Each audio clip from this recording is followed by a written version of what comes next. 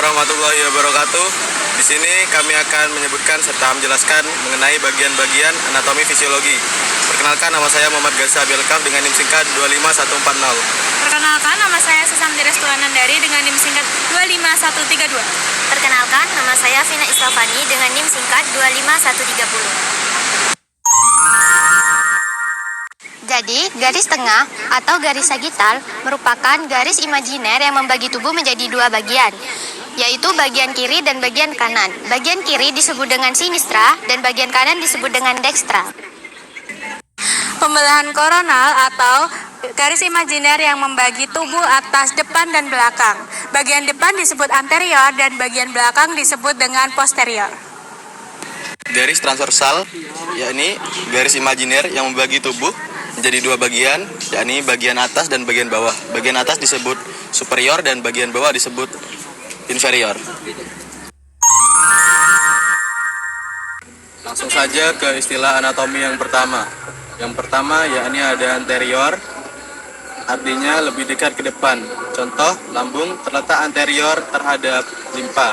Lalu ada posterior, yakni lebih dekat ke belakang. Contoh, jantung terletak posterior terhadap tulang rusuk. Lalu ada superior, bagian atas. Contoh, mulut terletak superior terhadap dagu.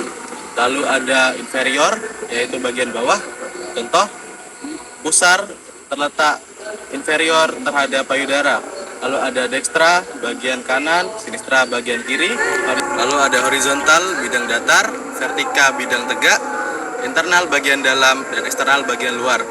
Selanjutnya ada proksimal, yaitu lebih dekat dengan batang tubuh. Selanjutnya distal, menjauhi batang tubuh. Selanjutnya medial, yaitu bagian tengah atau lebih dekat dengan bidang median. Selanjutnya ada lateral, yaitu bagian samping atau menjauhi bidang medial. Selanjutnya ada superficial, yang artinya dangkal atau lebih dekat dengan permukaan. Selanjutnya ada profunda, yang artinya dalam atau menjauhi permukaan. Selanjutnya parietal atau lapisan luar. Visceral, lapisan dalam. Sentral, bagian tengah. Perifer, bagian samping atau tepi. Ascendent, bagian naik. Descendant, bagian turun.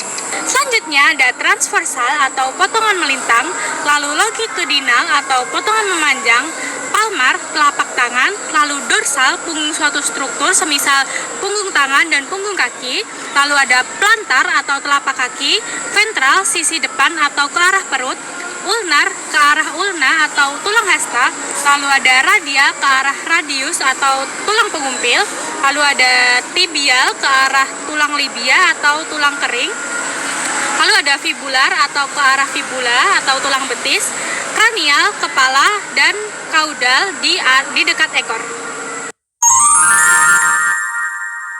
Lalu ada posisi anatomi. Yang pertama yaitu posisi anatomi berdiri, di mana posisi tubuh berada dalam posisi lurus, dalam posisi berdiri. Mata juga memandang lurus, dan telapak tangan menggantung pada sisi tubuh menghadap ke depan. Telapak kaki juga menunjuk ke depan dengan tungkai kaki lurus sempurna. Posisi anatomi dianggap penting karena hubungan semua struktur digambarkan dengan asumsi pada posisi anatomi seperti ini. Yang kedua adalah posisi supinasi atau telentang, dengan posisi wajah menghadap ke atas, lalu posisi badan mirip seperti posisi anatomi, tapi bedanya terletak pada bidang horizontal. Yang ketiga adalah pronasi atau tengkurap. Pada posisi ini, punggung menghadap ke atas dengan tubuh terletak secara horizontal dengan wajah menghadap ke bawah. Yang keempat adalah posisi litotomi. Pada posisi ini, tubuh terlentang dengan paha diangkat secara vertikal, betis lurus secara horizontal, dan tangan dibentangkan seperti sayap. Pada posisi ini, kaki diikat untuk mendukung paha dan pinggul yang tertekuk. Posisi ini biasanya dilakukan dalam prosedur melahirkan. Yang selanjutnya adalah arah gerakan, yakni fleksi dan ekstensi. Dengan gerakan fleksi, ekstensi, hiperekstensi. Selanjutnya ada abduksi dan aduksi dengan gerakan abduksi, aduksi. Selanjutnya adalah rotasi. Rotasi adalah gerakan memutar sendi. Contohnya yaitu endorotasi, eksorotasi, sirkumduksi. Gerakan selanjutnya, yakni ada elevasi dan depresi. Elevasi dan depresi. Untuk selanjutnya ada supinasi dan pronasi. Supinasi, pronasi.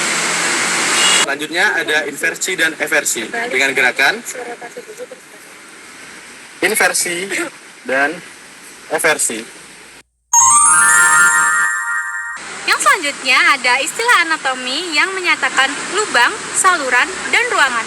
Yang pertama ada foramen atau lubang, yang kedua ada fisura atau celah, yang ketiga ada apertura atau pintu, yang keempat ada kanalis atau saluran, yang kelima ada ductus atau pembuluh, yang keenam ada meatus atau liang, yang ketujuh ada cavum atau rongga, yang terakhir ada selula atau ruang kecil. Yang kedua, ada istilah anatomi untuk bagian melengkung. Pertama yaitu fossa, nama umum untuk melengkung. Kedua ada fossula, fossa yang kecil. Ketiga ada fovea, fossa yang kecil. Keempat ada foveola, fovea yang kecil. Kelima ada sulcus atau alur. Yang keenam ada incisura atau taki. Selanjutnya, istilah anatomi untuk menunjukkan bagian tubuh yang menonjol. Yang pertama ada processus, nama umum untuk taju, tonjolan. Terus ada spina, taju yang tajam seperti duri, tuber, benjolan bulat, tuberculum, benjolan bulat yang kecil, crista, gerigi atau tepi, pecten, bagian pinggir yang menonjol, condylus, tonjolan bulat di ujung tulang, epicondylus, benjolan pada condylus, korno tanduk, dan linea garis. Yang selanjutnya ada rongga yang terdapat dalam kepala. Yang pertama, rongga tengkorak atau cavum cranialis, isinya meliputi otak besar atau cerebrum, otak kecil atau cerebellum, dan batang otak atau brainstem. Yang kedua ada rongga mata atau cavum orbital, isinya yakni bola mata atau orbita. Yang ketiga ada rongga hidung atau cavum nasi, isinya yaitu tempat lewatnya udara pernafasan. Yang keempat ada rongga mulut atau cavum oris, isinya lidah dan gigi. Yang kelima ada rongga telinga tengah atau cavum tympani, isinya berupa tulang-tulang pendengaran. Selanjutnya ada rongga yang terdapat pada badan. Yang pertama ada rongga dada yang disebut juga cavum thorax, isinya meliputi paru-paru atau pulmo, jantung atau kardio, pembuluh darah aorta, pembuluh darah vena cava, arteri, vena pulmonalis, trakea, bronkus, dan esophagus. Selanjutnya ada rongga perut atau cavum abdomen, isinya meliputi lambung, gaster, usus halus, intestinum, duodenum, jejunum, usus besar kolon, kelenjar pankreas, limpa lien, hati hepar, dan ginjal renal. Selanjutnya ada rongga panggul atau cavum pelvis, isinya meliputi kandung kemih, vesika urinaria, rektum, untuk laki-laki terdapat kelenjar prostat, dan untuk perempuan terdapat rahim atau uterus, dan terdapat indung telur atau ovarium. Dari kami, Kurang lebihnya mohon maaf. Assalamualaikum warahmatullahi wabarakatuh.